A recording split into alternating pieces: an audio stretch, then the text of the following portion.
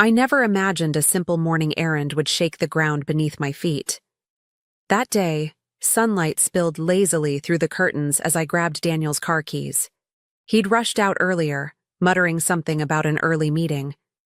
To me, it felt like any other Tuesday, ordinary, uneventful, the kind of day you barely notice. I slipped into his car, the leather still carrying the faint trace of his cologne. But the second I turned the ignition, everything shifted. The dashboard lit up, glowing blue and steady, and then the GPS spoke. Fastest route, home. At first I smiled at the thought of heading back, until I noticed the address. It wasn't ours. Not even close. This so-called home was across town, in a neighborhood I rarely even drove through. My smile faded instantly. My heart ticked faster, sharp and unsettled. I gripped the steering wheel a little tighter, trying to make sense of it. Maybe Daniel had been at a client's place. Maybe it was just a glitch. But the street name stared back at me like it knew a secret I didn't. I whispered it quietly to myself, repeating it until it stuck in my mind. The GPS dimmed back to silence, but I couldn't. A pit formed in my stomach, heavy and undeniable, telling me this wasn't nothing. This was something. The rest of that drive felt strange, almost like I wasn't the one behind the wheel. My hands moved, my eyes scanned the road, but my mind was locked on that address glowing in my head. I kept asking myself why Daniel's GPS would suggest it. He never mentioned knowing anyone in that part of town. And Daniel wasn't the type to get sloppy with details. At least, that's what I thought. When I pulled into the grocery store, I sat in the parking lot longer than usual, staring at my reflection in the rearview mirror. My face looked calm, but inside, I felt that slow churn of suspicion I couldn't quite silence. I replayed the scene in my head, the screen lighting up, the word home, and then that alien address. It felt like a breadcrumb, accidentally dropped, daring me to follow. I tried to shake it off, telling myself not to invent stories where none existed. But the truth? That pit in my stomach only grew heavier. It wasn't just confusion anymore. It was fear, mixed with something sharper. Curiosity. And once curiosity takes hold, it doesn't let go. I told myself I'd let it go, but I already knew I wouldn't. Not this time. That night, I couldn't sleep. Daniel lay beside me, breathing evenly, as if the world hadn't tilted for me earlier that morning. I stared at the ceiling, listening to the rhythm of his breath, wondering what secrets it hid. Every time I closed my eyes, the GPS screen flashed back into view, that strange address pulsing like a beacon. My chest felt tight, like I was holding on to a question I wasn't ready to ask. I thought about the little details, how he'd been coming home later, how he kept his phone closer, face down on the table. I had brushed it all off, not wanting to seem paranoid, not wanting to doubt him. But now, with that address carved into my memory, it all felt connected. Like puzzle pieces I'd ignored were finally sliding into place. My mind raced, and the more I pieced together, the less I liked the picture forming. By morning, I had made a silent decision. I wasn't going to confront him, not yet. No, I'd keep this to myself, play along, act like nothing was wrong. But inside, I was alert, sharper than before. I needed to know the truth, and I was willing to follow that glowing breadcrumb trail wherever it led. After all, sometimes the answers you're not supposed to find are the ones that change everything. The very next day, Daniel told me he'd be working late. His voice was casual, the same tone he always used, but my ears caught every note. I smiled, nodded, even kissed his cheek as he left. But inside, my heart thudded with a new determination. I finally had the excuse I needed to test that strange address. No more guessing. No more second-guessing myself. Tonight, I would know. I waited until his car disappeared down the street before grabbing my keys. Sliding into the driver's seat, I entered the memorized address into the GPS. The screen lit up, confident, like it had been waiting for me. My palms felt damp against the wheel, but I steadied myself. This wasn't just a drive. This was a step into the unknown, into a truth I wasn't sure I wanted but couldn't ignore. The city lights blurred as I drove, each turn taking me farther from the familiar comfort of my neighborhood. My stomach twisted with every mile, my chest growing tighter with each green light that pushed me forward. And then, finally, the voice of the GPS softened into silence as I rolled up to a modest apartment building. Nothing fancy, just plain brick walls and narrow windows, the kind of place no one would notice. But I noticed. Oh, I noticed. I parked a few spaces away, keeping the engine off but my eyes wide open. The building looked ordinary, almost painfully so, yet I couldn't shake the feeling that it held something extraordinary or devastating. My pulse echoed in my ears, louder than the silence outside. I kept asking myself, what am I about to see?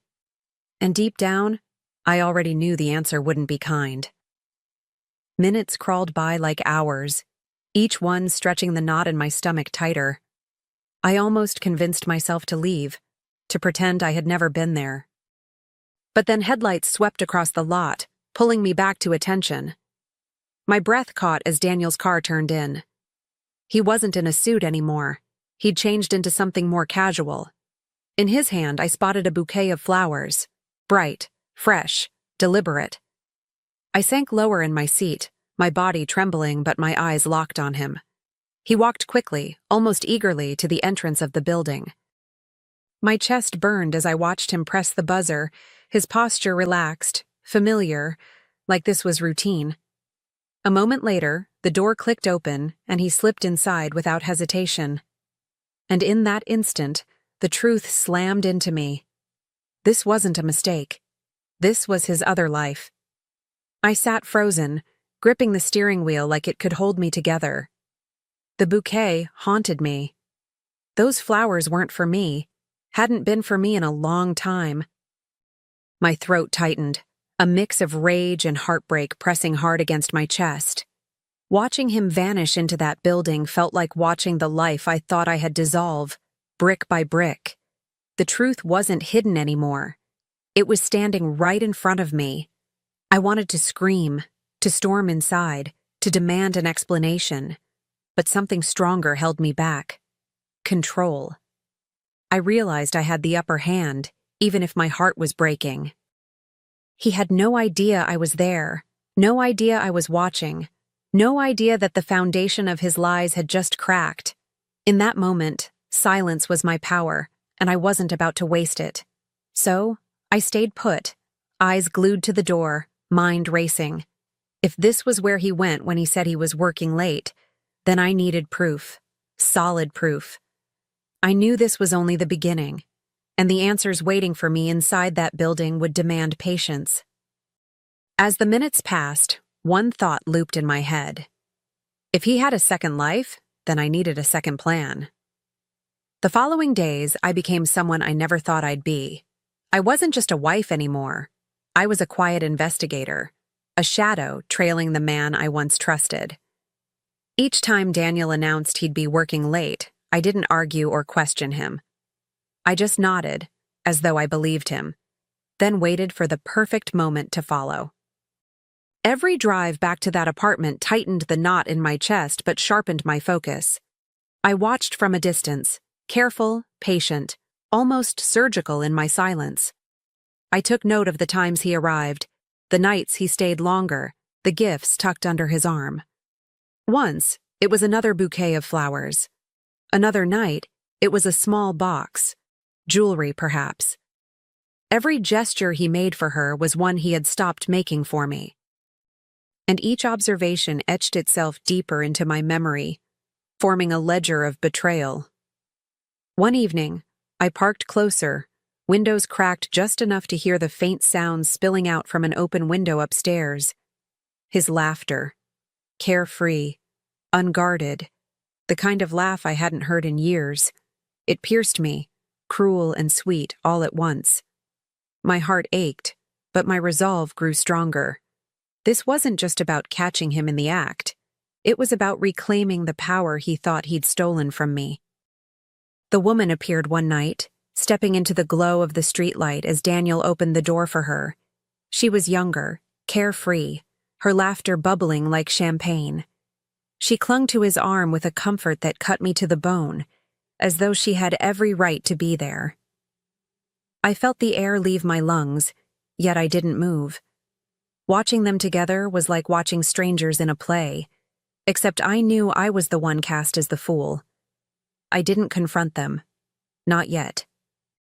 Instead, I pulled out my phone, steadying my trembling hands, and snapped photos through the windshield. Each click was like a nail being driven into the coffin of our marriage. He smiled at her the way he used to smile at me, back when our love was new and effortless.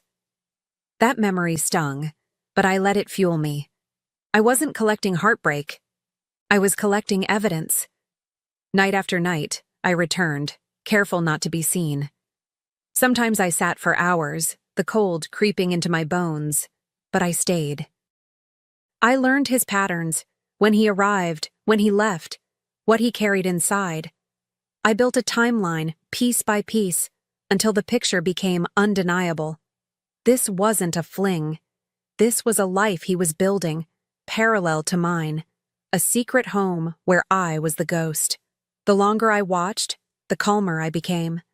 My anger hadn't vanished. It had transformed, settling into something colder, sharper.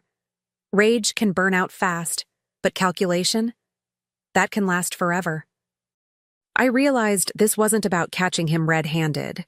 It was about making him face a truth so undeniable, so public, that he couldn't twist it, couldn't lie his way out. Each night I drove away from that apartment, I wasn't defeated. I was armed. The photos on my phone, the notes I kept tucked away, the details only I knew, they were my ammunition. He had been so careless, so certain he'd never be found out. But I was building a case, brick by brick, and he didn't even see it coming. My silence became my strength. And in that silence, a plan began to take shape. I wouldn't scream, I wouldn't beg, I wouldn't fall apart at his feet. No. When the time came, I'd let him unravel all on his own. He had given me the perfect weapon without even knowing it. The very GPS that betrayed him once could betray him again. And I was going to make sure it did. It struck me one morning, like a spark catching fire. That GPS, the same one that had exposed his lies to me, could expose him to everyone else. Daniel was arrogant, certain his secret world was airtight. But what if his own car betrayed him in front of the very people he wanted to impress? The thought made my pulse quicken. It was poetic, really. His pride would become his downfall. I sat in the driveway, engine off, as I carefully reprogrammed the settings. With just a few clicks, I erased our real home address and replaced it with the mistress's apartment. From now on, whenever the GPS said home, it wouldn't lead him back to me. It would lead him exactly where he didn't want eyes to see. My hands trembled, but not from fear, from satisfaction. All those nights of silence had built to this moment. Every photo, every note, every ounce of pain had forged the perfect trap. He thought he was clever, untouchable. But he forgot that I had been watching, learning, waiting. Now, all I had to do was let the stage set itself. And as luck would have it, he handed me the perfect opportunity on a silver platter. That weekend, Daniel strutted around the house, buzzing with excitement. He had invited a few business partners over for what he called a casual dinner, though nothing Daniel did was ever casual. He bragged about showing them the life he'd built, the family he cherished. I played my part, smiling, nodding, setting the table as though my heart wasn't plotting in every beat. They would see his version of perfection. And then, they'd see the truth. As the evening unfolded, glasses clinked and laughter floated through the dining room. Daniel thrived in the spotlight. boasting about his integrity, his success, his so-called balance of work and family. I watched him from across the table, every word dripping with hypocrisy. If only they knew. But I didn't need to expose him with accusations. No, I just had to wait. The GPS was ready to speak for me. When one of his colleagues finally stood, brushing crumbs from his suit, and asked Daniel for his address, I felt the room shift. "Why don't we just use your car's GPS?" the man suggested. My chest tightened, not with panic, but with anticipation. Daniel laughed, easy and confident, as though nothing could ever trip him up. He handed over his keys, completely unaware he was walking straight into the snare I'd set. The colleague slid into Daniel's car, the others crowding around, curious to see the route. I stood near the doorway, heart steady, eyes fixed on Daniel. The GPS flickered to life, its voice calm, certain. Fastest route, home. A pause. Then the screen displayed the address, not ours, but hers. The mistress's apartment, glowing in bold letters for everyone to see. The air went sharp, brittle, as silence swallowed the room. Daniel's face drained of color, his confidence cracking in an instant. "Oh, there must be some mistake," he stammered, fumbling for words that wouldn't come. But no one bought it. I watched his colleagues exchange glances, their raised brows whispering judgments louder than any accusation. The GPS had done exactly what I'd planned.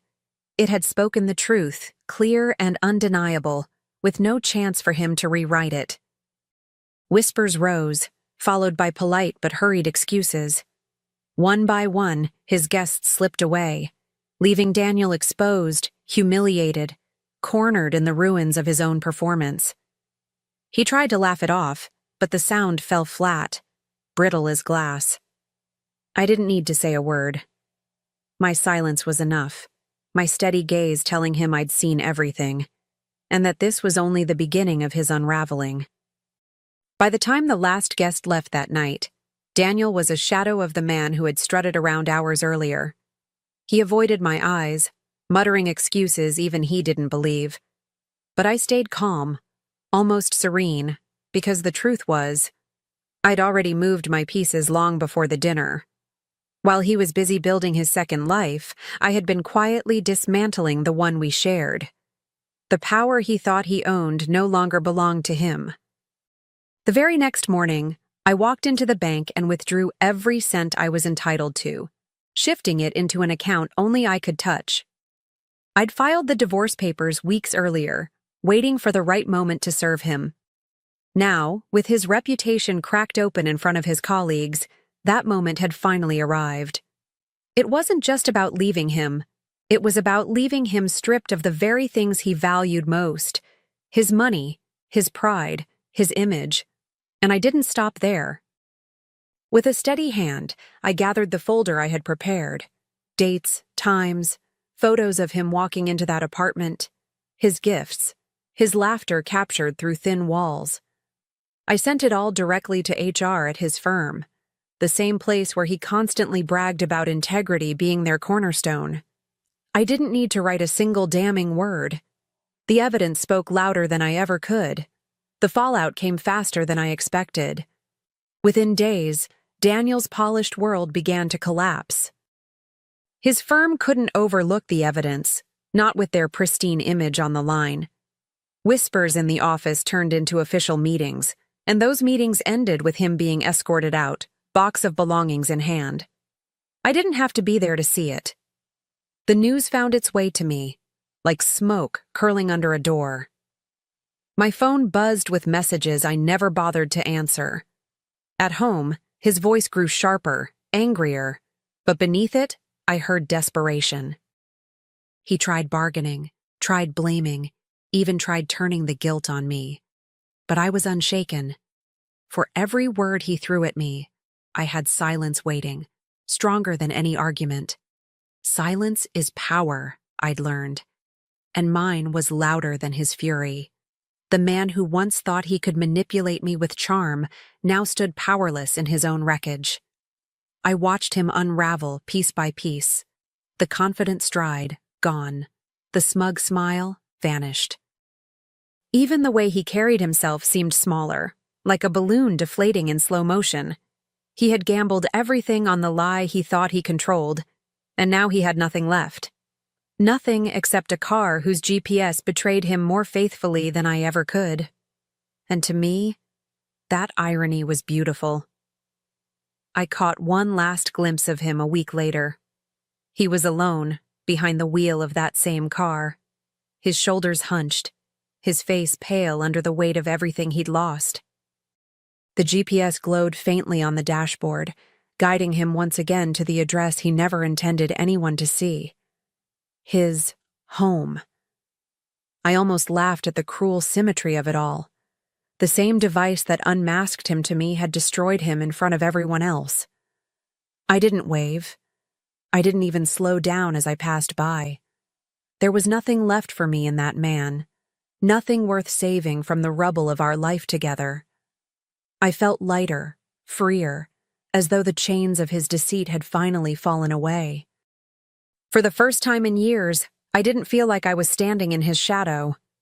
I was standing on my own, strong and steady, with no need to look back. That night, I sat in my own living room, quiet, peaceful, mine. No buzzing lies, no gnawing doubts, no double life seeping through the cracks.